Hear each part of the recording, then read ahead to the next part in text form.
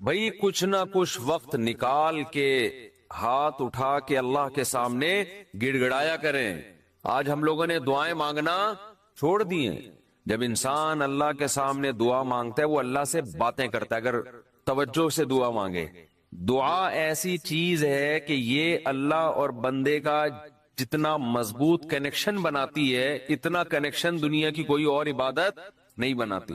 ہمیں شیطان ورغلاتا ہے کہ اس سے مل کیا رہا ہے تمہیں, نظر تو کچھ بھی نہیں آتا, ملتا تو کچھ بھی نہیں ہے.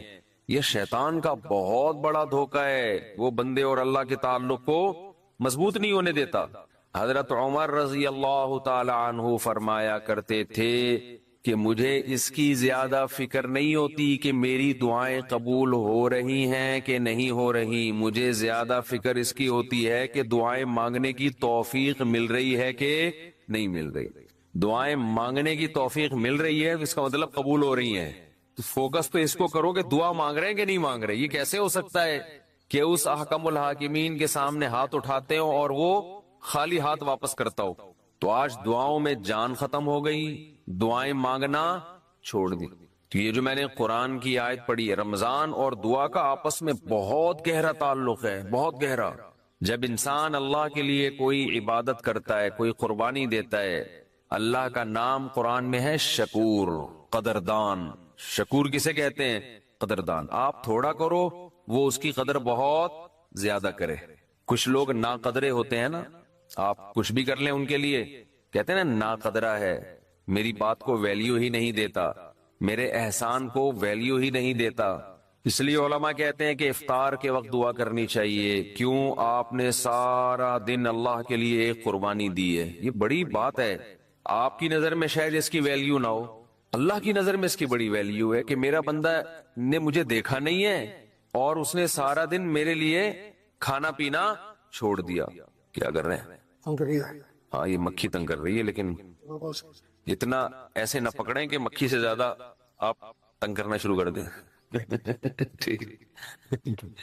بس بھاگ گئی, اور نام ہی کافی ہے. تو کیا بات چل رہی تھی یار؟ دعا کی تو چل رہی تھی یہ یہاں. ہاں افطار کی بات کر رہا تھا میں. تو ہم اس کو شاید ہلکا سمجھتے ہوں, لیکن اللہ کی نظر میں یہ ہلکا عمل نہیں ہے. اللہ کہتے ہیں مجھ پر ایمان رکھتے ہیں, مجھے مانتے ہیں.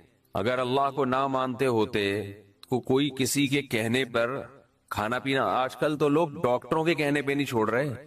ڈاکٹر کہتا ہے کہ آپ کو نقصان دے گا کھانا پینا, آپ ڈائٹنگ کرو, مت کھاؤ, پھر بھی کھا رہے ہیں لوگ کہ مر جائیں لیکن کھانا نہ چھوڑیں. تو یہ کتنی بڑی اللہ کی رحمت ہے. اللہ تعالیٰ پورے رمضان میں ہم سے کھانا پینا چھڑوا دیتے ہیں, توفیق دے دیتے ہیں. تو میرے اور آپ کے دل میں شاید قدر نہ ہو, لیکن اللہ تو قدردان ہے, وہ اس عمل کی بہت زیادہ قدر کرتا ہے. اس لیے کہتے ہیں کہ افطار کے وقت دعائیں قبول ہوتی ہیں. تضرع کا وقت ہے, عاجزی کا وقت ہے, تو دعائیں خوب کثرت سے کیا کریں. دعاؤں میں عاجزی, گڑ گڑانا, لجاجت کرنا.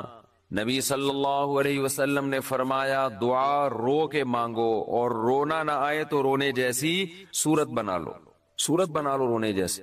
ارے نبی نے ہمیں, کیونکہ اللہ کے سفیر ہیں نا, اللہ کا پیغام لے کر آئے, تو ہر چیز میں ہمیں گائیڈ کر دیا ہے. غیر مسلم کے پاس نہ مانگنے کا طریقہ ہے, کس سے مانگنا ہے یہ بھی نہیں پتا, کیا مانگنا ہے یہ بھی نہیں پتا.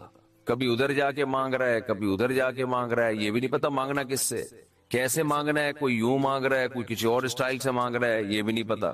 کون سے ٹائم پہ مانگنا ہے جس میں قبولیت کا امکان زیادہ ہے, یہ بھی نہیں پتا.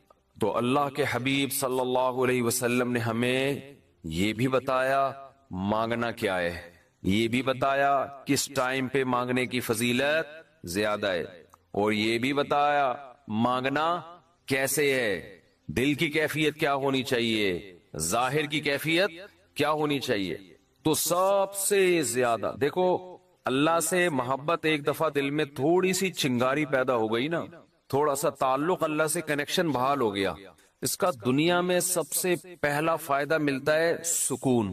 اس کا جو دنیا میں سب سے فوراً کیش فائدہ ملتا ہے نا, کیش, وہ کیا ملتا ہے؟ سکون. آدمی اپنے آپ کو محفوظ سمجھنا شروع کر دیتا ہے کہ یار میں نے اپنے آپ کو کس کے حوالے کر دیا؟ اللہ کے. سب سے پہلا فائدہ یہ کہ بالکل ایسے جیسے ڈاکوؤں کا خطرہ ہو چاروں طرف سے. اور آپ نے دیکھا جی پولیس کی 3-4 موبائلیں ہمارے گھر کے قریب آ کے کھڑی ہو گئی. آدمی لوگ سکون میں آ جاتے ہیں, یار کم از کم یہاں پر موبائل سنیچنگ نہیں ہوگی, سکون سے سو جاؤ. تو جب انسان اللہ سے مانگتا ہے اور اپنے آپ کو اللہ کے حوالے کرتا ہے, اور اللہ تعالیٰ نے مانگنے میں کوئی شرطیں نہیں لگائیں, یہ بڑی زبردست بات ہے. کوئی شرطیں نہ کہ یہ والے قوائف پورے کرو گے تو پھر مجھ سے مانگو, ورنہ تمہیں مانگنے کی اجازت نہیں ہے. کوئی چرسی ہے تو جب تک چرس نہیں چھوڑے گا مجھ سے مانگ نہیں سکتا. کوئی بے نمازی ہے تو جب تک نمازی نہیں بنے گا مجھ سے مانگ نہیں سکتا. اللہ کہتے ہیں مجھ سے یہی مانگ لو, یہی مانگ لو, اللہ میں بے نمازی ہوں, مجھے کیا بنا دے, نمازی بنا دے. جو چیز نہیں ہے وہی مانگو اللہ تعالیٰ سے. وقال ربکم ادعونی استجب لکم, قرآن کہتا ہے تمہارا رب کہتا ہے مجھ سے مانگو میں تمہاری پکار کو قبول کروں گا. اور کمال کی بات یہ ہے, پہلے مجھے اس آیت کی تفسیر سمجھ میں نہیں آتی تھی. اللہ کہتے ہیں مانگو میں تمہیں دوں گا, نہیں مانگو گے ایسے متکبرین کے لیے میں نے جہنم کی آگ رکھی ہے. بھائی یہ سمجھ سے بالا تر. میں آپ سے کہہ رہا ہوں مجھ سے قرضہ مانگو, آپ کہتے ہیں شکریہ جی آپ نے آفر کی, ضرورت ہوئی تو مانگیں گے, نہیں تو ٹھیک ہے جی بہت شکریہ. میں کہہ رہا ہوں اگر نہیں آئے نا مانگنے کے لیے, پھر دیکھو میں گنڈے بھیجوں گا, کٹ لگواؤں گا. آپ کہو گے یہ کون سا طریقہ ہے بھائی, یہ مجھ پر احسان کر رہے ہو یا گن پوائنٹ یہ زبردستی کروا رہے ہو کام. سمجھ میں آ رہی ہے بات کہ نہیں آ رہی ہے؟ آپ کہو گے یہ کون سا احسان کا طریقہ ہے. میں آپ سے کہہ رہا ہوں کہ آپ میری دعوت پہ آئیے گا, مجھے بڑی خوشی ہوئی ہوگی, آپ کہیں گے تھینک یو بہت شکریہ آپ نے یاد کیا. پھر میں کہتا ہوں اگر نہیں آئے نا گنڈے بھیج کے میں کٹواؤں گا. آپ کہو گے یہ زیادہ ہو گئی ہے, یہ کیا ہو گئی ہے, یہ دعوت نہیں ہے, یہ تو ایک طرح کا جرمانہ ہے میرے اوپر لگا دیا تم نے. میں آپ سے کہتا ہوں بھائی میں علاقے کا ناظم ہوں, میں علاقے میں یہ تھانے کا میں ڈی ایس پی ہوں, کوئی مسئلہ ہو میرے پاس آنا. آپ کہیں گے سر آپ کا بہت شکریہ, آپ کا ٹرانسفر ہوتا ہی آپ نے سب سے پہلے مجھے یاد کی ہے, کوئی بھی ضرورت ہوگی آپ کو بتاؤں گا. آگے سے تڑی لگا دی. اگر تمہیں کوئی ضرورت پڑی اور نہیں بتایا نا ہے بھائی, سب سے پہلے لاکر میں تمہیں ڈالوں گا. تو آپ کہیں گے سر یہ آپ مجھے عزت دے رہے ہیں, یہ میری توہین کر رہے ہیں, تعجب کی بات ہوگی کہ نہیں ہوگی؟ تو اللہ تعالیٰ تو یہی انداز اختیار کر رہے ہیں کہ مجھ سے مانگو میں تمہیں دوں گا. ان الذین یستکبرون عن عبادتی سیدخلون جہنم داخرین, نہیں مانگا تو ایسے لوگ ذلیل ہو کر جہنم میں داخل ہوں گے. یہ کچھ بات سمجھ میں آ رہی ہے بھائی؟ یہ تو عجیب سی بات ہے نا کہ مانگو, نہیں مانگا تو میں نہیں چھوڑوں گا تمہیں. اصل بات یہ ہے کہ علاقے میں ایس ایچ او آیا, کوئی محلے کا دادا آیا, وہ آپ سے کہتا ہے کوئی پرابلم ہو بتانا, آپ کہتے ہیں بڑی نوازش آپ کی, پھر بھی آپ اس کو پرابلم نہیں بتاتے, وہ غصہ نہیں آتا, اس کو غصہ نہیں آتا, اس لیے کہ وہ مخلوق ہے, وہ عاجز ہے. اسے پتا ہے کہ بعض دفعہ بندے کو کام پڑتا ہی نہیں ہے, بعض دفعہ پڑتا ہے تو اس کے کوئی دوسرے تعلقات ہوتے ہیں, بعض دفعہ کام پڑتا ہے لیکن وہ چاہتا ہی نہیں ہے کہ کام وہ ایسے ہی رہے معاملہ. لیکن اللہ کے ہاں یہ تینوں آپشن آپ کے پاس نہیں ہے. آپ یہ کہیں کہ اللہ تو نے مجھ سے کہا تھا کہ میں تجھ سے مانگوں, لیکن میری کوئی ایسی ضرورت ہی نہیں جو میں مانگوں تجھ سے, یہ کہہ سکتے ہو کیا ہے بھائی؟ اس کا مطلب تم اللہ سے مستغنی ہو گئے. اللہ کے دیے بغیر بھی تمہیں دائیں بائیں سے تمہارے کھانچے کھلے ہوئے, جو اگر کھلے ہوئے ہیں تو وہ کھانچے کس کے اختیار میں ہیں؟ وہ تو اللہ کے ہاتھ میں ہیں. آپ یہ بھی کہہ سکتے ہو کہ مجھے اس لیے مانگنے کی ضرورت نہیں کہ میرے تو سارے مسائل حل ہو رہے ہیں, میں صبح میری جاب لگی ہوئی ہے, میری تنخواہ ہے, ایک ملٹی نیشنل کمپنی میں اچھی سیٹ پر بیٹھا ہوا ہوں میں, میری سیلری گھر آ جاتی ہے, مہنگائی بھی نہیں ہے, پیٹرول بھی نہیں حکومت نے سستا کر دیا ہے وغیرہ وغیرہ, تو اب تو کوئی مسئلہ ہی نہیں ہے. تو اللہ کہے گا اگر کوئی مسئلہ نہیں ہے بالفرض, اول تو پاکستان میں ہو اور مسئلہ نہ ہو, یہ ہو نہیں سکتا. یہ تو پھر اس کا مطلب ہے آپ سو رہے ہیں, آپ کی کوئی اٹھائے گا اور آنکھ کھل جائے گی آپ کی. تو آپ کے ساتھ اگر کوئی مسئلہ نہیں ہے, آپ ان اسباب کو دیکھ رہے ہو, اس کا مطلب آپ سمجھتے ہو کہ ہوتا اسباب سے ہے, اللہ سے نہیں ہوتا. بھئی اللہ تو جب چاہے ان اسباب کو فیل کر دے. آپ اپنے آپ کو خدا سے مستغنی سمجھ رہے ہو, آپ سمجھ رہے ہو مجھے خدا کی ضرورت نہیں ہے. اس پر اللہ عذاب دے گا کہ تو اپنے آپ کو یہ سمجھ کیسے بیٹھا کہ تجھے ضرورت نہیں ہے میری. یہ ایسے محلے کا کوئی دادا آیا اور سارے کام اس کے ہاتھ میں, اس نے آپ سے بولا کوئی تنگ کرے تو مجھے بتانا, اور اسے پتا ہے کوئی نہ کوئی تنگ کر رہا ہے اس کو, آپ پھر بھی نہیں بتا رہے اس کو. وہ بلائے گا, بولے گا بھائی آپ کیوں نہیں بتا رہے؟ آپ کہتے ہیں بھائی کوئی مجھے تنگ کر رہا ہے تو میں برداشت کر رہا ہوں اس لیے نہیں بتا رہا, اس پہ غصہ نہیں آئے گا اس کو. لیکن اگر آپ نے اس سے کہا کوئی مجھے تنگ کر رہا ہے میں آپ کو اس لیے نہیں بتا رہا کہ مجھے پتا ہے کہ میرے جاننے والے ہیں وہ مجھے بچا لیں گے، اس دادے کو غصہ آئے گا کہ میرے علاوہ کون اس محلے کا دادا ہے بھائی، آئے گا کہ نہیں آئے گا؟ تو اللہ کے سامنے ہم یہ بھی نہیں کہہ سکتے کہ اللہ یہ پریشانیاں مجھے تنگ کر ہی نہیں رہی ہیں، مجھے کوئی ٹینشن ہے ہی نہیں، یہ بھی نہیں کہہ سکتے۔ اس لیے نہیں کہہ سکتے کہ ہم انسان ہیں، مخلوق ہیں۔ سمجھ میں آ رہی ہے بات؟ اس میں کیا حکمتیں ہیں، اس میں کیا حکمت ہے؟ میں نے بتایا کہ دن منانا، اللہ کے نبی نے کسی پیغمبر کا دن نہیں منایا، تو ہونا یہ چاہیے تھا کہ اپنی ولادت کا دن بھی اس طرح سے نہ مناتے، روزہ رکھنے کی بھی کیا ضرورت تھی؟ کیا خیال ہے؟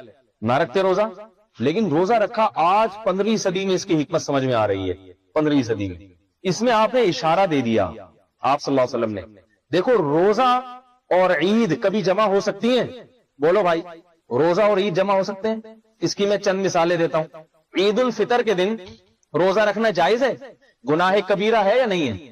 شیطان کے سوا عید کے دن کوئی روزہ نہیں رکھتا۔ چاند نظر آ گیا، روزہ ختم۔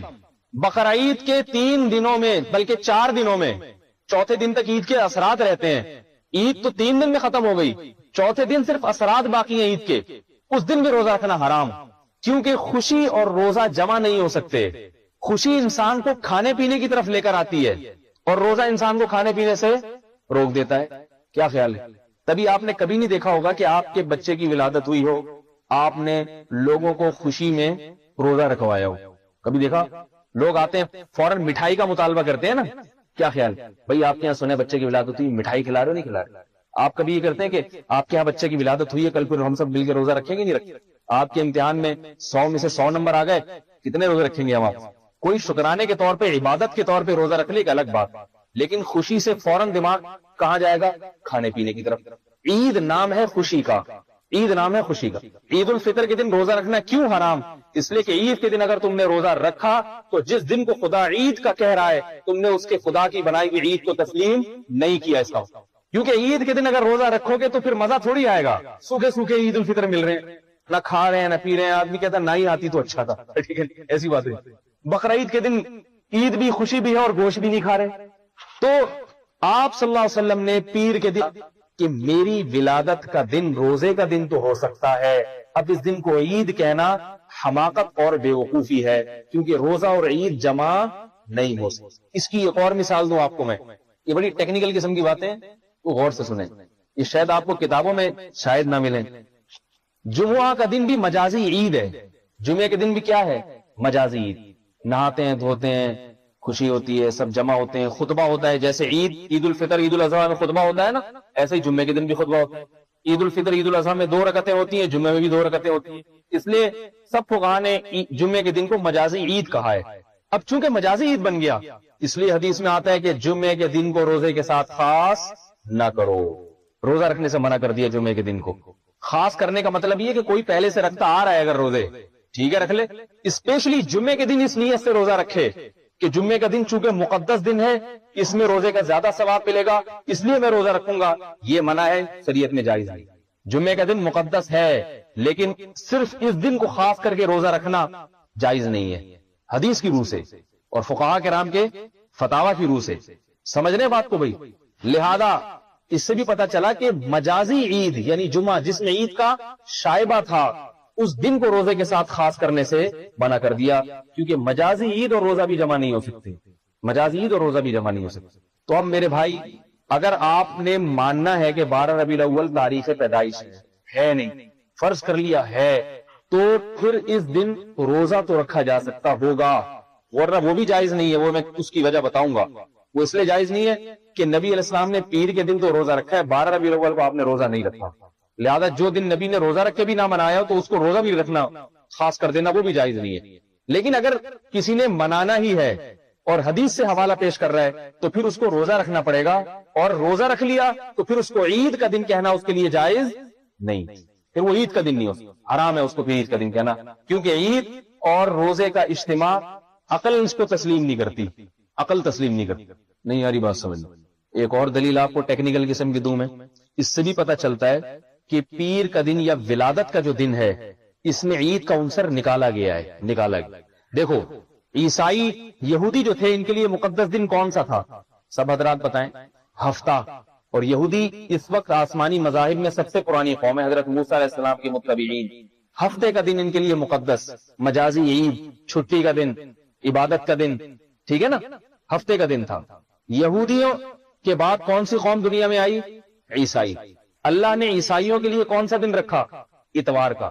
یہودی کے لیے بھی اللہ نے ہفتے کا دن مقدس بنایا، پھر عیسائیوں کے لیے اللہ نے اتوار کا دن مقدس بنایا۔ مسلمانوں کے لیے کون سا ہونا چاہیے تھا ترتیب کو اگر دیکھو؟ پیر کا دن ہونا چاہیے تھا۔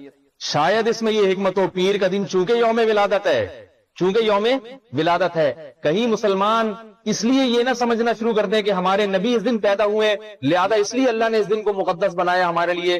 اس کانسیپٹ کو ختم کرنے کے لیے کہ نا نا نا نا نا، بس اللہ کی مرضی جس دن کو چاہے مقدس بنا دے، اس کا نبی کی ولادت یا وفات سے کوئی تعلق نہیں ہے۔ اگر اللہ پیر کے دن کو بنا دیتا تو بدعتیوں کی تائید ہو جاتی کہ دیکھو اللہ نے بھی پیر کے دن کو عظمت دی ہے، اللہ نے بھی پیر کے دن کو منانے کا حکم دیا، اللہ نے بھی پیر کو نہانے کا حکم دیا۔ کیونکہ پیر کا دن بن جاتا تو ہم جمعے کے بجائے پیر کو نہاتے، خوشبوئیں جمعے پیر کو لگاتے، امام صاحب خطبہ پیر کے دن دے دیتے اور خوشی خوشی مسجدیں پیر کے دن بھرتی۔ اللہ نے کیا کر دیا؟ ہفتہ اتوار کے بعد پیر ہونا چاہیے تھا، پیر کے بجائے ریورس آ کے جمعہ کر دیا، بالکل ہی پیچھے کی طرف، جو قیاس کے اعتبار سے درست نہیں ہے۔ یہ ہفتے کے بعد اتوار کے بعد ہم آخر میں آئے تو پیر کا دن ہونا چاہیے، لیکن جمعے کا دن کر دیا۔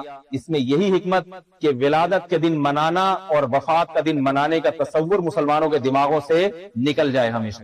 نہیں آ رہی میرا خیال ہے، ابھی بھی نہیں آ رہی سمجھ میں بات۔ تو اتنی ساری ہمیں قرآن اور حدیث سے ہدایات ملتی ہے جن میں بار بار ہمارے دماغ میں یہ بات ڈالی جا رہی ہے، بار بار یہ بات ڈالتا ہے کہ محمد صلی اللہ علیہ وسلم کے ولادت کے دن کو نہ مناؤ، کسی بھی طریقے سے نہ ہو، کسی بھی طریقے سے نہ، اس کو عید کا دن قرار نہ دو۔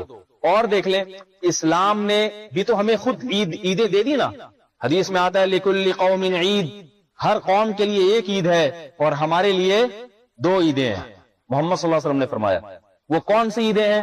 عید الفطر اور عید الاضحیٰ۔ عید الفطر اس لیے کہ پورے مہینے رمضان کے روزے رکھ، دیکھو اگر 12 مہینوں میں سب سے مقدس مہینہ کون سا ہے؟ رمضان۔ کیوں ہے؟ اس کی کوئی ریزن ہے؟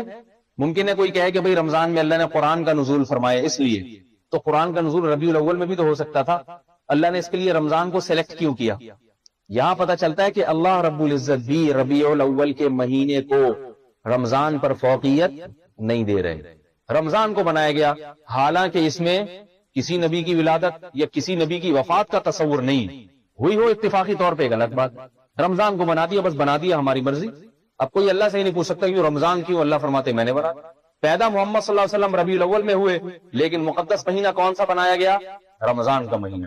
اور رمضان میں ایک مہینہ عبادت کے بعد پھر عید کا دن یکم شوال کو، اور 10 اچھا اب آپ یہ دیکھیے دوسری عید جو ہے ہماری 10 ذی الحجہ کو ہے۔ ہم 10 ذی الحجہ کو جو عید مناتے ہیں اس میں ہوا کیا تھا؟ میں بتا رہا ہوں کہ شریعت کاموں کی بنیاد پہ تو دنوں کا تعین کرتی ہے، کاموں کی بنیاد، تاکہ اس کام کا تصور آئے تو تمہارے اندر اس کام کا جذبہ پیدا ہو۔ ولادت کے تصور سے تمہارے اندر ظاہر ہے تم ولادت کا جذبہ تو پیدا ہو نہیں سکتا کہ میں بھی اس دن پیدا ہو جاؤں۔ وفات کے تصور سے ان کو دیکھ کے کہ وہ انتقال ہوا تھا تو میرا بھی انتقال ہو جائے، یہ تو ہو نہیں سکتا۔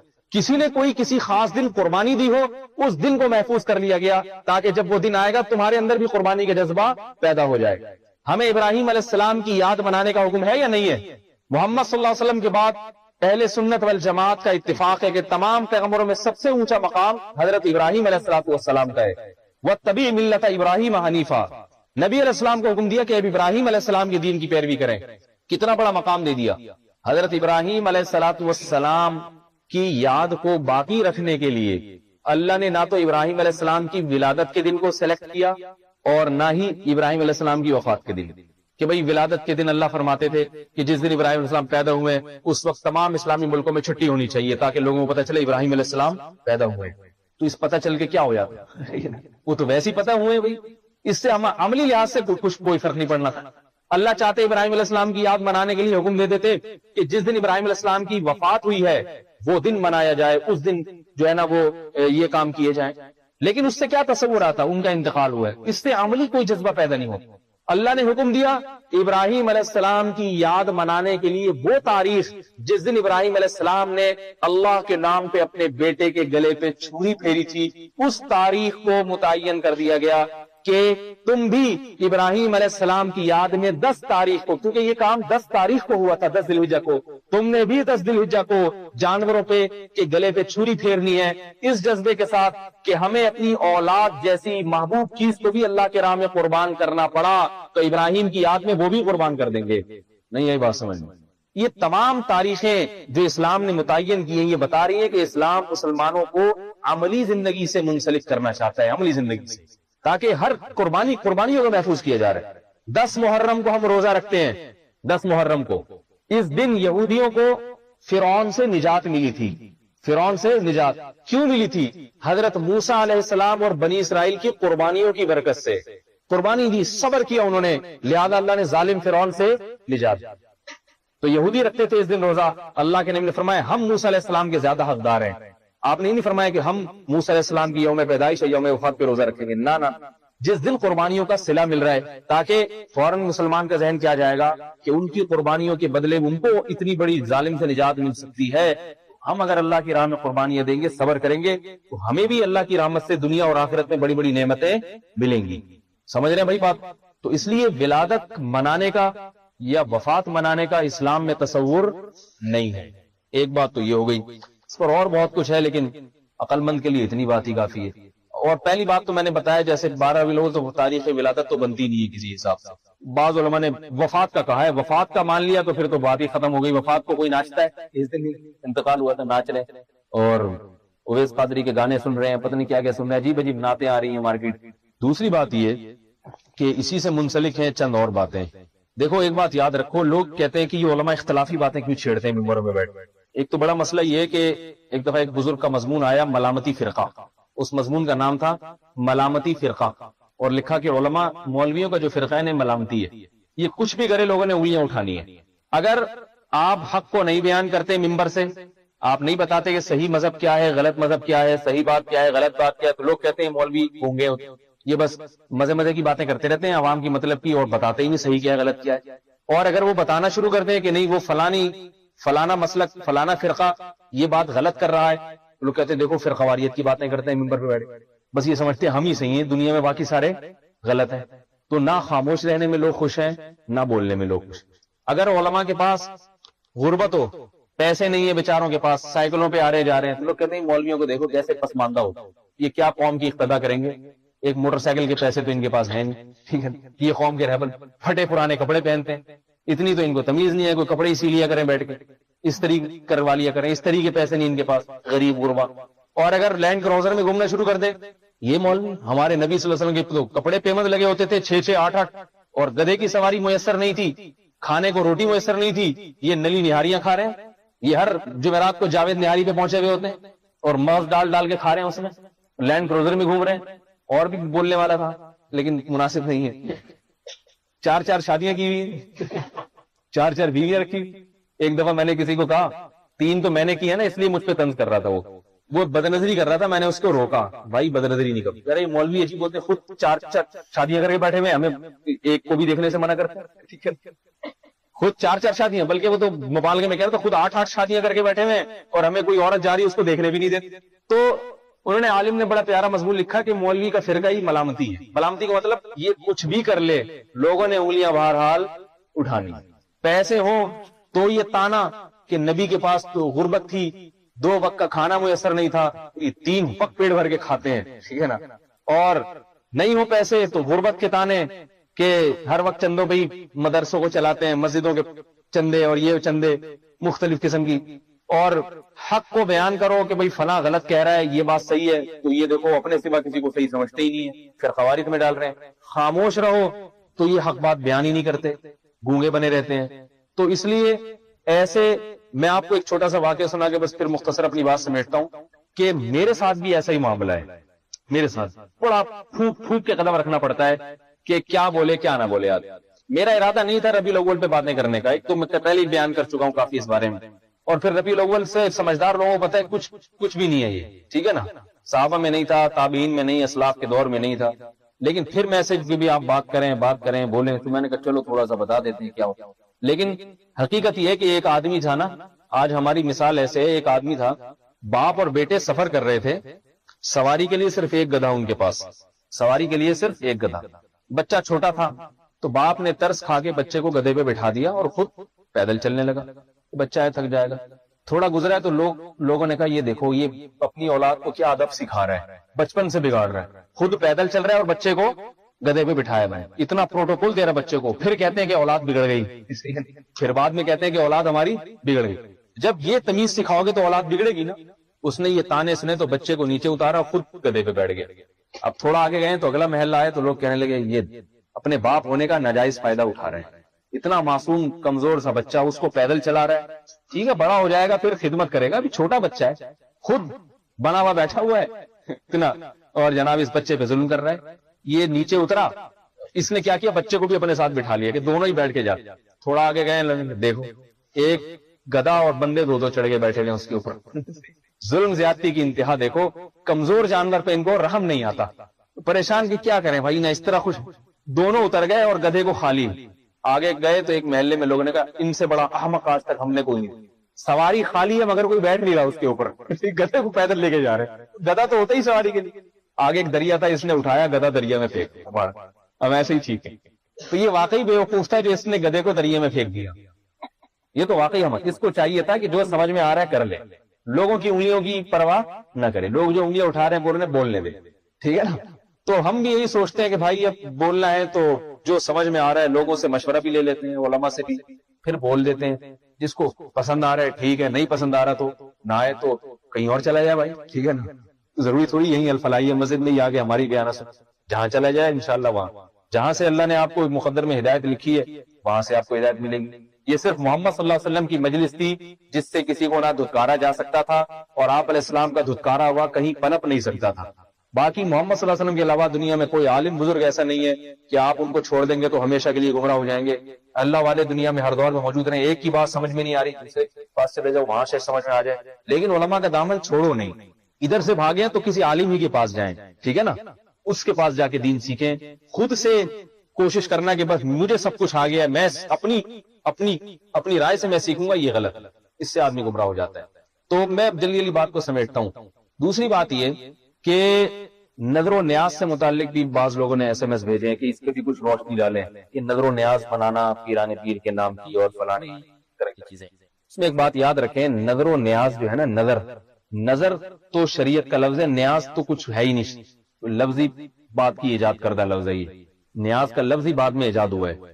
نظر کا لفظ قرآن میں بھی استعمال ہوا ہے, حدیث میں بھی. نظر کا مطلب یہ ہوتا ہے کہ آپ اپنے ذمے لازم کر لیں اور یہ الفاظ کہیں کہ اللہ کے لیے مجھ پر یہ کام لازم ہو گیا, کوئی عبادت اپنے اوپر لازم ہے, عبادت تو وہ آپ پر واجب ہو جائے گی اللہ کے لیے. للہ علی ان اصوم غدن, مجھ پر لازم ہو گیا کہ میں کل روزہ رکھوں گا, ٹھیک ہے. مجھ پر لازم ہو گیا ہے اللہ کی خاطر کہ میں اتنے پیسے اللہ کی راہ میں صدقہ کروں گا.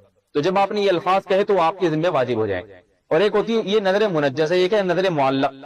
آپ نے کہہ دیا کہ اللہ اگر میں امتحان میں فرسٹ آ گیا تو اتنے روزے رکھوں گا, اور آپ امتحان میں فرسٹ آ گئے تو آپ پر اتنے روزے رکھنا واجب ہو جائے, ٹھیک ہے. آپ نے کہا اللہ اگر میرے مریض کو شفا مل گئی, بیمار پڑا ہوا ہے, ڈاکٹر اگر اس کو شفا مل گئی اتنے غریبوں کو کھانا کھلاؤں گا, تو جب شفا مل جائے آپ پر لازم ہو جائے گا کہ اتنے غریبوں کو کھانا کھلائیں. یہ نظر ہے جو قرآن اور حدیث سے ثابت ہے, ٹھیک ہے نا. آگے دوسری چیز ہے ایصال ثواب. ایصال ثواب, ایصال ثواب کا مطلب یہ ہے کہ کوئی دنیا سے چلا گیا مرحوم, چاہے بزرگ ہو, آپ کے والدین ہو, کوئی بھی ہو, تو آپ کچھ صدقات و خیرات کر کے ان کی میت کو ثواب, اپنی میت کو ثواب پہنچانا چاہتے ہیں. آپ یہ چاہتے ہیں کہ میں نیکی کا کام یہاں کروں اور ثواب میرے والدین کو قبر میں ملے. یہ بھی حدیث سے ثابت ہے. صدقہ جاریہ جسے کہتے ہیں. اب اس صدقہ جاریہ میں کچھ بھی کیا جا سکتا ہے. صدقات و خیرات, کسی غریب کو چپکے سے پیسے پکڑا دیں اور نیت یہ کریں کہ اس کا ثواب میرے والد کو پہنچے, دادا کو پہنچے, والدہ کو پہنچے, امی کو پہنچے, خالہ کو پہنچے, جو بھی دنیا سے چلا گیا. اور اس میں یہ بھی کیا جا سکتا ہے کہ اللہ اس کا ثواب پیران پیر کو پہنچے, شیخ عبد القادر گیلانی رحمۃ اللہ علیہ کو پہنچے. یہ بھی ٹھیک, کسی کو بھی پہنچایا جا سکتا ہے. وہ مسئلہ یہاں آ کے خراب ہوتا ہے کہ آپ نے, شریعت نے آپ کو ایک چیز میں آزاد رکھا تھا. جب چاہو جس وقت چاہو کسی غریب کو پیسے دے کے نیت یہ کر لو کہ اس کا ثواب فلاں کو پہنچے. حدیث سے ثابت ہے. افاتصدق عنہا, صحابی نے پوچھا کہ میں اپنی والدہ کی طرف سے صدقہ کروں, آپ نے فرمایا ہاں. تو والدہ کی طرف سے صدقہ ہو سکتا ہے, ہر ایک کی طرف سے ہو سکتا ہے, صحابہ کی طرف سے بھی ہو سکتا ہے. تو یہاں تک تو معاملہ ٹھیک ہے. آگے جو کچھ چیزیں لگا دی ہیں نا وہ عجیب و غریب سی پیون کاریاں. دیکھو میں ایک بات آپ کو بتاؤں, جتنی قیدیں بڑھاتے چلے جائیں گے نا کسی چیز میں, برکت ختم ہوتی چلی جائے گی. اس کی مثال بالکل ایسے ہے، قدرت نے جو چیزیں پیدا کی ہیں نیچرل شکل میں، ان کو جتنا فطرت کے اصول پہ باقی رکھ کے استعمال کریں گے وہ صحت کو فائدہ پہنچائیں گے۔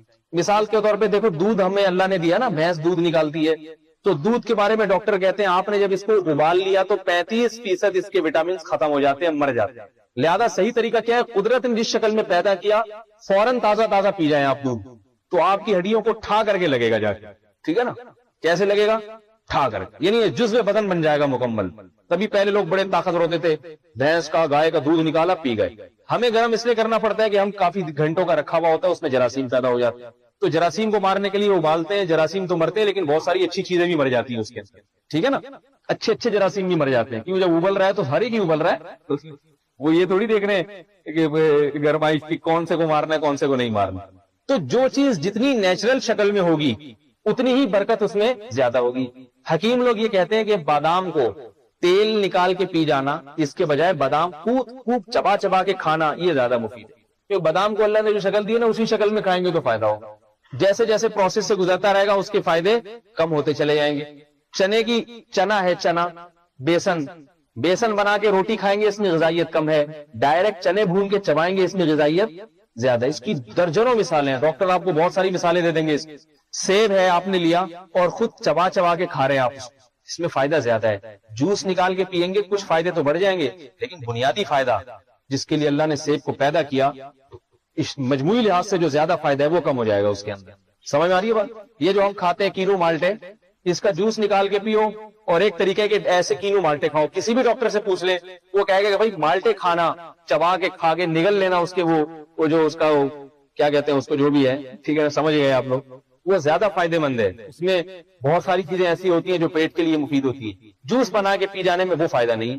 تو قدرت نے جس چیز کو جس شکل میں پیدا کیا اسی شکل میں باقی رکھ کے اس کو استعمال کریں گے تو فائدہ ہوگا۔ جتنی اس کی شکل تبدیل کرتے چلے جائیں گے اس میں جو قدرتی فوائد تھے وہ کم ہوتے چلے جائیں گے، اس کی برکت کم ہوتی چلی جائے گی۔ یاد رکھو اسی طریقے سے اللہ رب العزت نے ہمیں جو حکم جیسے دیا ہے اس کو اسی طرح باقی رکھ کے اگر آپ اس پر عمل کریں گے اس میں روحانی برکت زیادہ ہوگی۔ اس میں جتنی قیدیں بڑھاتے چلے جائیں گے، پیاز ٹماٹر کے تڑکے بدعت کے تڑکے لگاتے چلے جائیں گے آپ اس کے اندر، اس کی برکت ختم ہوتی چلی جائے گی۔ اب صدقات و خیرات کے بارے میں حکم دے دیا، جب چاہو جس وقت چاہو کرو۔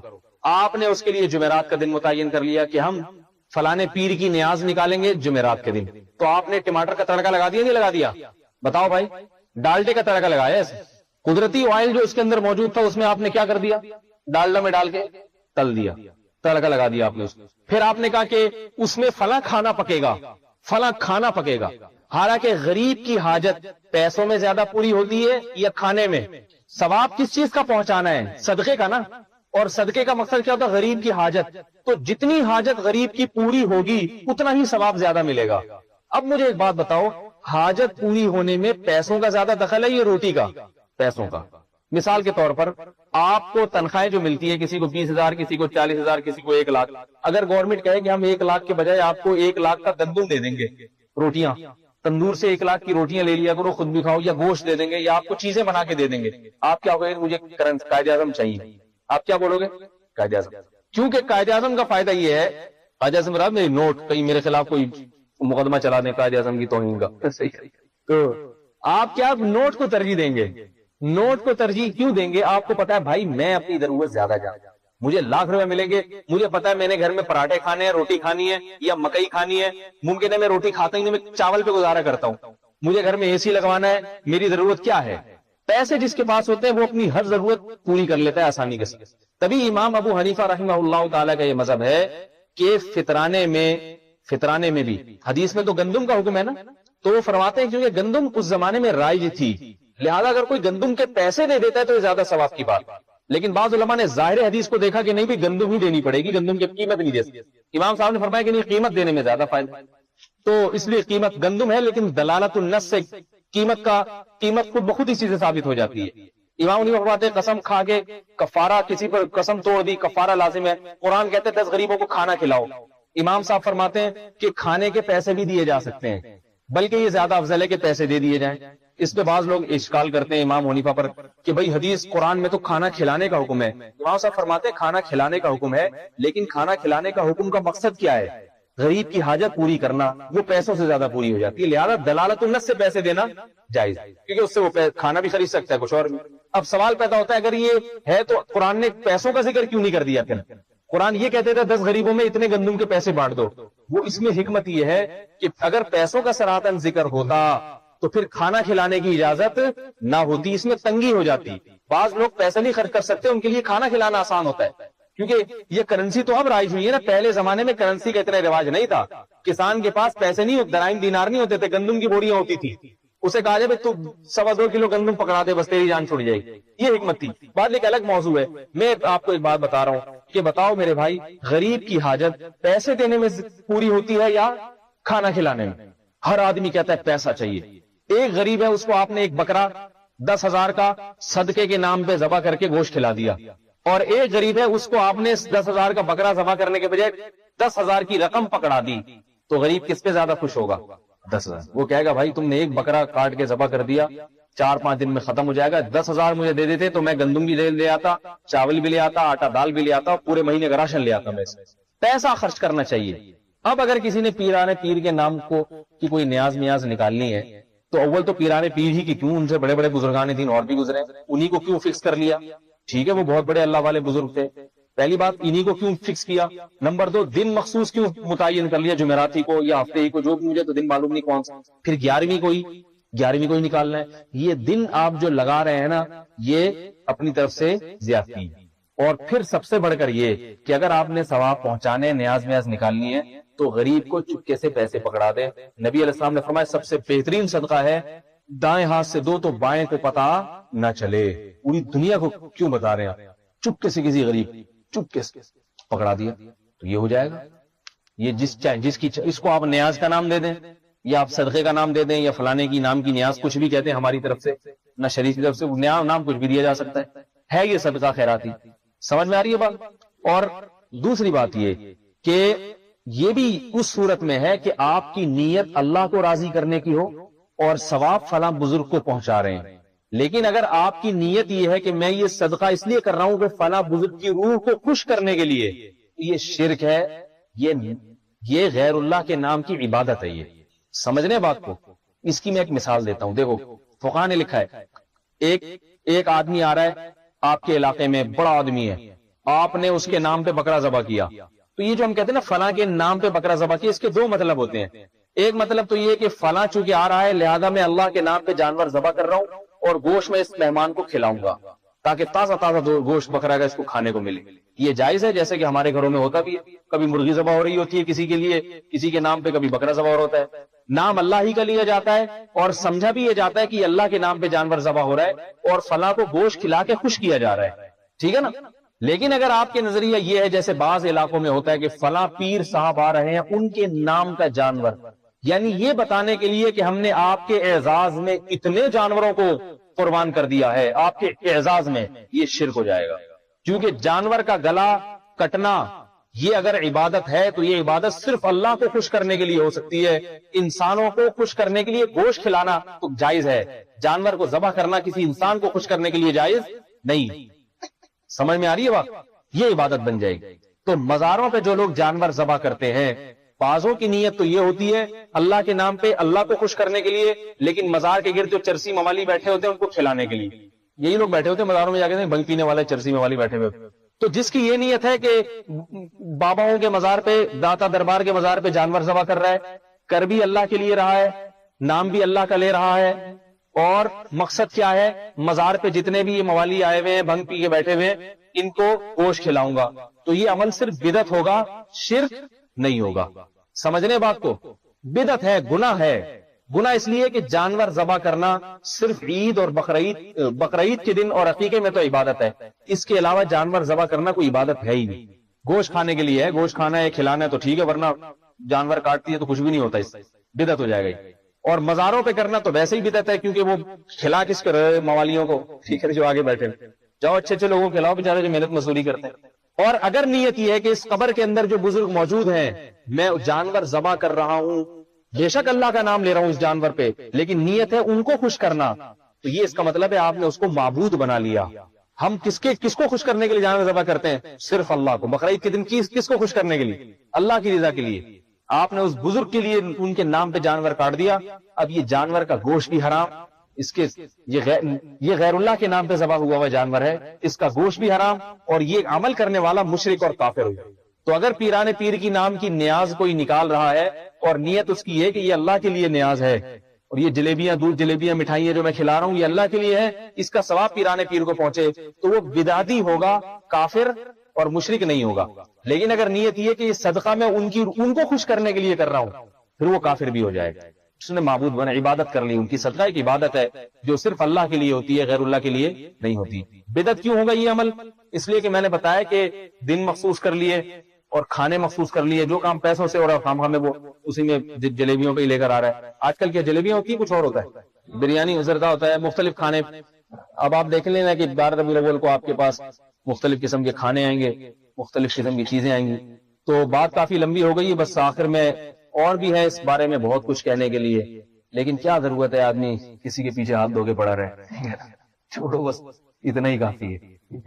اور بھی غم ہے زمانے میں محبت کے سوا، لوگ ہمیں کہتے ہیں کبھی فلاں فرقے کے خلاف بیان کریں گے، فلاں فرقے، میں کہتا ہوں اور بھی غم ہے زمانے میں محبت کے سوا، بہت سارے مثبت کام بھی کرنے، ٹھیک ہے، اچھی اچھی باتیں بتانی چاہیے لوگوں کو۔ تو یہ لوگ بھی ہماری جو گرین چینل والے کوئی بھائی میرے یہ بیان سنے تو اگر ان کو برا لگاؤ تو پیشگی معذرت، باتیں ساری صحیح کی ہیں، یہ اس پہ معذرت نہیں میں کر رہا، باتیں غلط، انداز اگر میرا تھوڑا سا غلط ہو گیا ہو معذرت۔ مقصد بھائی دین کی طرف لانا ہے، محمد صلی اللہ علیہ وسلم سے سچی محبت پیدا کرو، نبی علیہ السلام نے جو کام کیے وہ کاموں کی طرف توجہ دو۔ اللہ کے نبی نے پوری زندگی میں ہری پگڑی نہیں پہنی، ٹھیک ہے نا، پیلی چپل میرے علم میں ایسا نہیں ہے کوئی پہنی، سفید لباس کو پسند کیا، مگر ایسا نہیں ہے کہ ہمیشہ سفید ہی کپڑے پہنتے تھے، کیونکہ اللہ کے نبی کو تکلف نہیں تھا۔ تکلف کا مطلب ٹھیک ہے سفید لباس پسند ہے مگر جو میسر ہوا پہن لی۔ اب آپ اگر ساری زندگی سفید ہی پہنتے تو مسلمانوں کا یونیفارم بن جاتا سفید، سارے مسلمان سفید سفید ہوتے، ٹھیک ہے نا۔ تو اللہ کے نبی نے ان پابندیوں میں نہیں ڈالا نہیں ہے، عملی زندگی کی طرف، لباس ہے تمہاری مرضی جیسا مرضی، جو جس قوم کا لباس ہے وہ پہنے، چند شرطوں کے ساتھ، سطر ڈھکا ہوا ہو، چست بہت زیادہ نہ ہو، اور مرد کا لباس ٹخنوں سے اوپر۔ باقی کوئی میرے انٹرنیٹ پہ کلپ موجود ہے لباس کی شریعت میں پابندیاں اور لباس کے بارے میں آزادیاں، کیوں ہیں آزادیاں، کیوں دی ہے شریعت؟ اس لیے کہ ساری دنیا کے سارے انسانوں کا دین ہے، تو کوئی ایک مخصوص لباس نہیں کہ شلوار قمیض ہی سنت ہے اور اظہار پہننا ہی سنت ہے، اس لیے کہ ساری دنیا کے سارے انسان اس کو قبول نہیں کر سکتے۔ پھر سرد علاقوں کے لوگ اگر دھوتی شلوار یا یہ چیزیں شروع کر دیں تو بیچارے ٹھنڈ سے اکڑ جائیں، ٹھیک ہے نا۔ اسلام جب ساری دنیا کے سارے انسانوں کے لیے تو آپ علیہ السلام نے کوئی مخصوص لباس کی ترغیب نہیں، یہ والا پہنو یہ والا نہ۔ تبھی صحابہ کرام نے دنیا میں کہاں کہاں فتوحات کی ہیں، اپنا لباس پہن کے جاتے تھے مگر دوسرے کے لباسوں پہ کبھی اعتراض نہیں کرتے۔ تبھی آپ دیکھیں ہمارے ہاں شلوار قمیض ہے ہمیشہ سے ہے، کبھی آپ نے نہیں دیکھا ہوگا کہ سعودی عرب والے آگے شلوار قمیض پہ انگلی اٹھاتے ہوئے جبے پہنو ہماری طرح، ٹھیک ہے نا، ہم عرب ہیں، عربوں کا اپنا ایک لباس ہے، ہمارا اپنا لباس ہے۔ جبہ بھی کوئی بذات خود کوئی سنت نہیں ہے، شلوار قمیض بھی بذات خود، سعودی عرب کا وہ لباس ان کے لیے سوٹیبل، ہمارے لیے یہ سوٹیبل، انگریزوں کے لیے پینٹ شرٹ، کیونکہ وہ گرم علاقے کے لوگ ہیں ان کو اتنی موٹی موٹی پینٹیں چاہیے، وہ شلوار قمیض افورڈ نہیں کر سکتے، ٹھیک ہے نا، اگر پہنیں گے تو ان کے نیچے دو چار ان کو ٹراؤزر وغیرہ پہننے پڑیں گے ان کو۔ تو ہر ایک کا اپنا لباس ہے، البتہ کوئی کسی خاص قوم کا شعار بن جائے تو پابندی ہے۔ شعار پینٹ شرٹ جب تک انگریزوں کا شعار تھا علماء نے منع کیا، اب علماء کہتے ہیں کہ اتنا عام بن گیا ہے کہ اب یہ انگریزوں کا شعار نہیں رہا ہے، شعار نہیں، اب یہ کامن لباس بن چکا ہے۔ لاکھوں مسلمان یورپ میں پینٹ شرٹ پہنتے ہیں، اور فقہاء نے لکھا ہے کہ جب کوئی لباس کسی قوم کا شعار جب تک ہے اس وقت تک حرام، جب وہ شعار ختم ہو جائے، اتنا رواج ہو جائے اس کا، تو پھر وہ ناجائز بھی نہیں رہتا۔ مثال کے طور پر ایک دو مثالیں دیتا ہوں۔ جب انگریز ہندوستان میں آیا تو تمام ہندوستانی مسلمانوں کی عادت تھی نیچے بیٹھ کے کھانا کھاتے تھے، میز کرسیوں پہ کھانا نہیں کھاتے تھے، یہ انگریز سے متعین۔ اس وقت علماء نے فتویٰ دیا کہ میز کرسی پہ کھانا کھانا جائز نہیں ہے کیونکہ یہ انگریزوں کا شعار ہے، یعنی دیکھتے ہی پتہ چل جاتا تھا کہ وہ انگریز کا بچہ بیٹھا ہوا ہے یہاں پہ۔ لیکن جب یہ رواج بن گیا اب کوئی عالم نہیں کہتا کہ میز کرسی پہ کھانا کھانا ناجائز ہے، ہوٹلوں میں سب میز کرسی پہ کھاتے ہیں، کیونکہ اب میز کرسی پہ آپ کسی کو کھاتا ہوا دیکھیں گے تو آپ کا دماغ اس طرف نہیں جائے گا کہ یہ انگریز ہے، کامن ہو گیا ایک چیز۔ ٹائی کے بارے میں بھی یہی ہے، مجھ سے لوگ اکثر پوچھتے ہیں ٹائی لگانا جائز ہے یا نہیں، تو میں یہ کہتا ہوں کہ بھائی ٹائی ٹھیک ہے ایجاد انگریزوں نے کی تو، لیکن اب ٹائی کوئی انگریزوں کا شعار نہیں ہے، میری رائے ہے، غلط بھی ہو سکتی ہے، ٹھیک ہے نا، میری ذاتی رائے ہے کہ ٹائی اب انگریزوں کا شعار نہیں۔ پینٹ شرٹ ہے تو اس کے ساتھ ٹائی ہوئے اس کا لباس کا حصہ سمجھا جانے لگا ہے، وہ جس وقت ہوگا سلیب کا نشان اس وقت ہوگا، اب نہیں ہے بہرحال یہ، اب کوئی بھی نہیں سمجھتا اس کو، تو اس لیے میں نہیں سمجھتا کہ اس پہ اتنی زیادہ، البتہ یہ ضروری ہے کہ لباس وہی پہنا کریں جو عام طور پہ علماء صلحاء پہنتے ہیں، اس لیے بہتر یہی ہے کہ شلوار قمیض پہنا کریں، یہ تھوڑا سا اس میں ذرا شرافت تھوڑی سی زیادہ ٹپکتی ہے، پینٹ شرٹ پہنتے ہیں تھوڑا سا مستی کا دل کرتا ہے آدمی کا، یہ حقیقت، یہ آپ خود زیادہ جانتے ہوں گے، آپ پہنتے ہیں تھوڑا سا ٹھڑکنے کا اور وہ مائیکل جیکسن بننے کا تھوڑا سا دل بہرحال کرتا ہے، تبھی پینٹ شرٹ میں امام کو یہ اچھا نہیں لگتا، امام صاحب پینٹ شرٹ پہن کے آ جائیں آپ کو بھی اچھے نہیں لگیں گے، آپ کہیں گے یار یہ تو پتہ ہی چلا کہ شلوار قمیض میں روحانیت ذرا زیادہ ہے، روحانیت پہننا جائز ہے پینٹ شرٹ بھی، روحانیت ذرا شلوار قمیض میں تھوڑی زیادہ، بشرطے کہ شلوار قمیض بھی تھوڑی سی اچھی ہو۔ آج میں نے دیہات میں میرا جانا ہوا تو ان کی شلواریں عجیب عجیب، اتنے چوڑے چوڑے پائنچے کہ آپ کو میں کیا بتاؤں، جب پیشاب کرتے تھے نا تو شلوار اتارنے کی ضرورت نہیں، پائنچے اوپر کر کے بیٹھ جاتے، یہ سچا واقعہ آپ کو دیکھا بتا رہا ہوں۔ اب شلواریں اس قسم کی جب ہوں گی تو ہر آدمی کہے گا بھائی اس سے تو پینٹ شرٹ، تو یہ عجیب عجیب اس طرح کی کوئی وہ نہیں۔ تو اللہ کے رسول صلی اللہ علیہ وسلم نے یہ نہ کوئی چپلوں کا یہ گھڑی پگڑی کا کوئی یونیفارم نہیں ہونا چاہیے کہ آپ کا ایک مخصوص شعار بن جائے۔ دیکھو میرے پاس لوگ آتے ہیں مجھ سے کہتے ہیں آپ پگڑی باندھتے ہیں سفید رنگ کی، کیوں باندھتے ہیں؟ میں کہتا ہوں سفید رنگ کی پگڑی مجھے سفید پسند ہے، اور اللہ کے نبی کو سفید رنگ پسند بھی تھا، لیکن کوئی پابندی نہیں، آپ کو کوئی اور رنگ کی پگڑی پسند ہے آپ وہ رنگ کی پہن لیں، پابندی، بعض کالی پگڑی باندھتے ہیں، اور اگر آپ کو سرے سے پگڑی نہیں پہننی تو بھی کوئی پرابلم نہیں، ٹھیک ہے نا، آپ نہ پہنے پگڑی، کوئی ضروری نہیں ہے پگڑی پہن۔ یہ چیز ایسی ہے کہ میں پہن رہا ہوں چونکہ ہم نے علماء کو دیکھا، محمد صلی اللہ علیہ وسلم کا یہ لباس تھا، ٹھیک ہے ہم فالو کر رہے ہیں اس کو، مگر اس کا دین سے براہ راست تعلق نہیں ہے، براہ راست تعلق۔ میرے بڑے بڑے بال ہیں نا، پہلے تو بہت بڑے بڑے تھے، یہاں کندھوں سے نیچے بال رکھے تھے میں نے، بہت گھنے بال تھے اس وقت میرے، اور بہت بڑے بڑے تھے، اب اس قسم کی باتیں کر کر کے جھڑ گئے ہیں کافی زیادہ، اتنے بڑے بڑے بال تھے، لوگ مجھ سے کہتے ہیں سنت ہے، میں کہتا نہیں بھائی، محمد صلی اللہ علیہ وسلم نے بڑے بال رکھے ہیں، لیکن اس زمانے میں رواج بڑے بال رکھنے کا تھا، جیسے اس زمانے میں گدھے پہ سواری کا رواج تھا، صحیح ہے نا، اس زمانے میں ازار پہننے کا، ازار شلواریں قمیضیں ان بیچارے غریب لوگ تھے اس صحابہ کا، آپ کو یہ میسر نہیں تھی، چادر مان لیا کرتے تھے، ایک چادر اوڑھنی نماز میں آ گئے، بس یہی ہوتا تھا ان کا، تو اب اس لباس کو ہم سنت کیوں نہیں کہیں گے؟ بھائی اس دور میں یہی میسر تھا، جو کی روٹی کھانے کو ہم دینی سنت نہیں کہہ سکتے، کیونکہ جو کی روٹی، گندم بڑی مہنگی تھی اس زمانے میں، کھجورے کھانا، اللہ کے نبی صلی اللہ علیہ وسلم کو ایک حدیث صحیح ہے، بھوک لگی، آپ پاک میں گئے، کھجورے کھائی آپ نے، اتنی کھجوریں کھائیں، پھر پانی پیا، ہم کھا سکتے ہیں، کوئی کھائے، حکیم بتاتے ہیں 3 دانے صبح کھجور کے اور 1 شام کو چاٹ لیں، اتنا پڑنا پیٹ خراب ہو جائے گا، 11 دانے بادام کے، ہر قوم کا اپنے، میں پرانے وقتوں کی بات ہے، میں نے کچھ یہاں یہ افغانوں کو دیکھا، ان کے سامنے اتنی بڑی پلیٹ بادام کی لا کے رکھی ہے اور اس کی اخروٹ کی، 2 آدمی کھا گئے، ہم کھا سکتے ہیں؟ ان کے معدے اس قسم کے وہ کھا جاتے ہیں، ہمارے یہاں حکیم صاحب 11 بادام گن کے 12واں کھا لیا تو کوئی ذمہ داری نہیں ہے، حکیم کی طرف سے 12واں اگر کھا لی 11 کی ہے، یہ کمزور معدے ہمارے، اس لیے اسلام نے ان چیزوں میں آزادی دی ہے کھانے پینے کے معاملے میں، ٹھیک ہے نا، لباس آپ کو اگر چھوٹے بال پسند ہیں آپ چھوٹے بال رکھیں، کوئی ضروری نہیں، بلکہ ٹینڈ پسند ہے تو ٹینڈ کرا کے رہیں آپ، ٹھیک ہے، بعض سے لوگوں میں ٹینڈ بڑی اچھی لگتی ہے، بعض لوگوں کی، سب کی بات نہیں، ٹینڈ بہت اچھی لگتی ہے، وہ گنجے گنجے بہت اچھے نظر آتے ہیں، اس لیے ان کے لیے وہ بال نہ رکھیں، تو ہر چیز میں شریعت نے قیدیں نہیں لگائی ہیں، کچھ آسانیاں بھی دی ہیں تاکہ اس معاملے میں مسلمانوں کو آزادی رہے، اپنی قوم کے لحاظ سے، اپنے خطوں کے لحاظ سے، اپنے موسم کے لحاظ سے جو لباس سلیکٹ کرنا چاہیں، جیسے بال رکھنا چاہیں رکھ سکتے ہیں وہ۔ ہاں بالوں کے بارے میں یہ روایت ہے کہ من کان لہ شعر فلیکرمہ، فرمایا مطلب یہ ہوا کہ بال رکھو نہیں رکھو، چھوٹے رکھو بڑے رکھو تمہاری مرضی، لیکن جس نے بال رکھے فلیکرمہ، ان بالوں کا اکرام کرے، کنگھی کیا کرے، دھو لیا کرے ان کو۔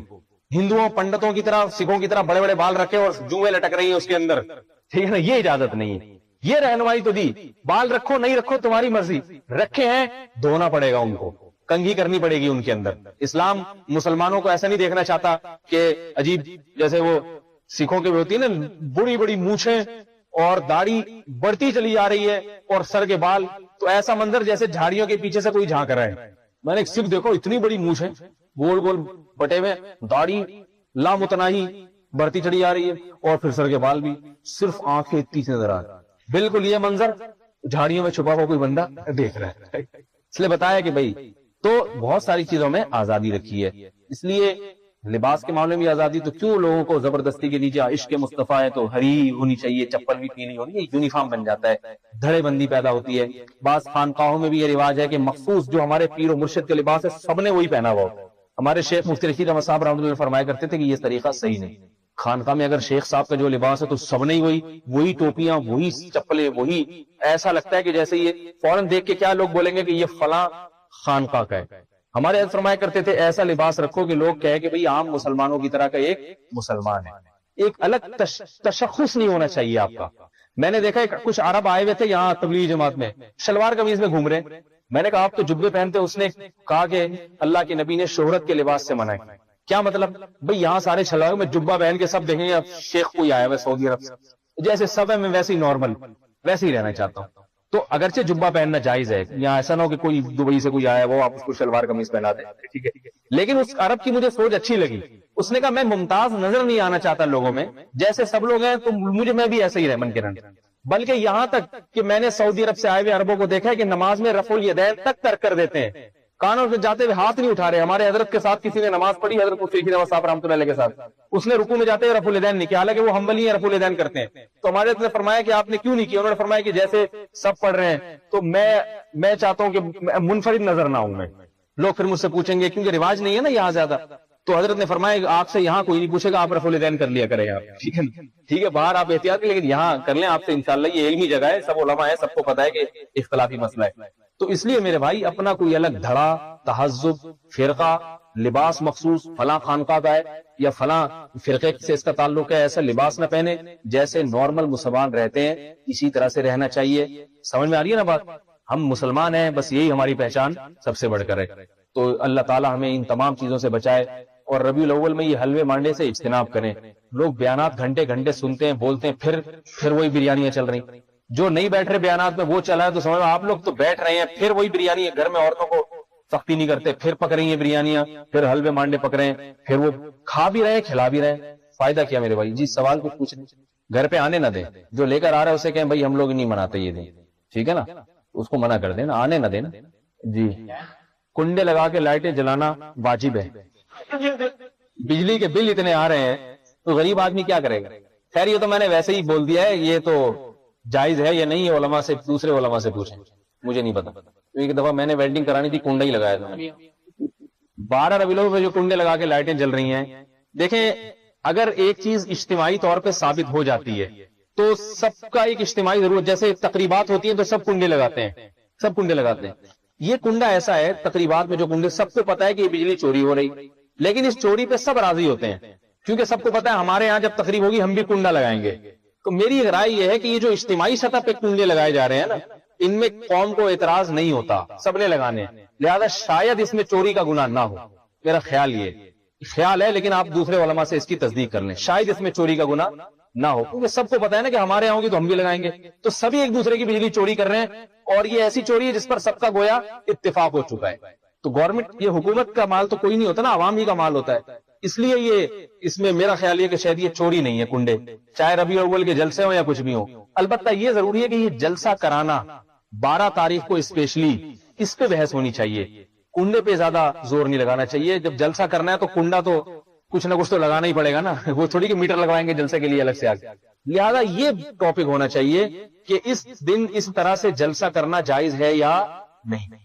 جلسے پر بھی نکالا جا سکتا ہے کہ چلو ربیع الاول میں آپ نے سیرت کا جلسہ کر دیا، اس کی بھی گنجائش ہے، جلسہ کسی بھی ہو سکتا ہے، تو آپ نے کہا چلو اس مہینے میں جلسہ کر لیتے ہیں۔ بات جلسے کی نہیں ہوتی، بات بریک ڈانس کی ہے، ناچنے کی ہے، اور جلسوں میں جو شرکیاں نعتیں پڑھی جاتی ہیں، مبالغہ آرائی کی جاتی ہے، موضوع من گھڑت حدیثیں سنائی جاتی ہیں نبی علیہ السلام کی ولادت سے متعلق، یہ چیزیں غلط ہیں، یہ چیزیں ناجائز۔ سیرت کا جلسہ ناجائز نہیں ہے، نعت پڑھنا ناجائز نہیں ہے، نعت پڑھنا بھی جائز ہے اگر وہ آداب کے تحت ہو، ربیع الاول میں کرو یا سفر میں کرو، محرم میں کرو، جب کرو، تو وہ جلسے پہ اعتراض نہیں ہے۔ دھرنے دے دینا، آپ دیکھو کہ جلوس اتنا بڑا نکلے گا، یہ غلط ہے، جلوس نکالنا، اور جناب نبی علیہ السلام کی سیرت بیان کرنا تو غلط نہیں ہے۔ جلسے کا مطلب جلسہ برائے جلسہ نہیں ہوتا، وہ تو آپ مسجد میں کر لو، سڑک پہ تمبو لگا کے۔ پہلی بات تو یہ کہ مسجد میں کیوں نہیں کرتے، سڑک پہ لگانے کی، تمبو لگانے کی کیا ضرورت؟ مسجد تو اچھی جگہ ہے، مسجد میں آپ نبی علیہ السلام کی سیرت بیان کریں۔ تو یہ جو ہے نا اعتراض کی چیز یہ ہے۔ کیا پوچھنے کوئی بھائی سوال پوچھ رہے؟ سوال بہت اچھا سوال ہے کہ اتنی ساری احادیث کی کتابیں ہیں، ان میں ایک ایک چیز کی تفصیل ہے، لیکن سوال پیدا ہوتا ہے کہ اس کی وضاحت کیوں نہیں ہے کہ پیدائش کا دن کیا تھا اور وفات کا دن کیا تھا؟ یہ بہت اچھا سوال ہے، اور میرا ارادہ یہ تھا کہ میں اسی سوال سے بات کو شروع کروں، لیکن میں نے کہا بات لمبی ہو جائے گی، مختصر اب سمیٹ دیتا ہوں۔ دیکھو ایسا ممکن نہیں ہے کہ چند احتمالات ہیں۔ نمبر ایک، صحابہ کرام نے کوشش ہی نہیں کی کہ نبی علیہ السلام کی ولادت اور وفات کی تاریخ کیا ہے، پہلا سوال تو یہ ہوتا ہے، اس سے تو یہ پتہ چلتا ہے۔ نمبر دو، کوشش کی مگر حافظے اتنے کمزور تھے کہ بھول گئے۔ تیسری بات، پتہ بھی تھی، حافظے طاقتور بھی تھے، مگر آگے امت کو بتایا نہیں۔ تین باتوں میں سے ایک بات، پہلی بات بھی غلط، دوسری بھی غلط، تیسری بات صحیح ہے، ٹھیک ہے نا۔ ولادت کے بارے میں تو اشکال ہو سکتا ہے کہ چلو اس وقت تو صحابہ کو تو نہیں پتا تھا کہ بھئی یہ نبی بن جائیں گے، بہت سے لوگوں کو معلوم نہیں تھی، لہذا ولادت کی تاریخ محفوظ نہیں کی، لیکن نکالی تو جا سکتی تھی نا۔ اور دوسری بات یہ کہ آگے وفات کی جو تاریخ ہے وہ تو سب کو پتا تھا کیا تاریخ ہے، وہ تو سب کو پتا تھا، اس میں بھی اختلاف ہوا ہے کہ وفات کی تاریخ کیا ہے، تو وہ اختلاف کیوں ہو گیا؟ تو اس کا مطلب یہ ہے کہ صحابہ کو معلومات تھی، حافظے کمزور نہیں تھے، اس زمانے میں بڑے قوی حافظے ہوا کرتے تھے، جان بوجھ کر آگے امت کو نہیں بتایا، جان بوجھ کر، تاکہ اس دن میں لوگ بدعات کا ارتکاب نہ شروع کر دیں۔ جیسے حضرت عمر نے ایک درخت کٹوا دیا تھا جس کو بیعت رضوان کا درخت کہا جاتا تھا کہ اس کے نیچے صحابہ کرام نے بیعت کی، حالانکہ وہ اصل درخت نہیں تھا، تو لوگوں نے اسی کو متعین کر لیا، تو حضرت عمر نے وہ درخت کٹوا دیا تاکہ شرک کا اڈا ختم ہو جائے، بدعت کا اڈا ختم ہو جائے۔ تو صحابہ کرام نے امت کو بتایا نہیں ہے ولادت، اور تبھی اس میں کوئی صحیح سند نہیں ہے، سمجھ میں آ رہی ہے نا بات؟ اگر اظہار کیا بھی تو ایک دو روایتیں ملتی ہیں، تو اس سے پتہ چلتا ہے کہ صحابہ کرام نے امت کی توجہ اس طرف سے ہٹانے کے لیے کہ لوگ ولادت اور وفات کی تاریخوں میں نہ پڑھیں، کام سے مطلب رکھیں، کام میں لگیں، کام کے بندے بن کے رہیں، اس لیے صحابہ کرام نے یہ کام کیا ہے۔ اللہ تعالی ہمیں صحابہ کرام کی اتباع کی توفیق عطا فرمائے، بدعات سے بچنے کی توفیق عطا فرمائے۔ سبحانک اللہم و بحمدک، نشہد ان لا الہ الا انت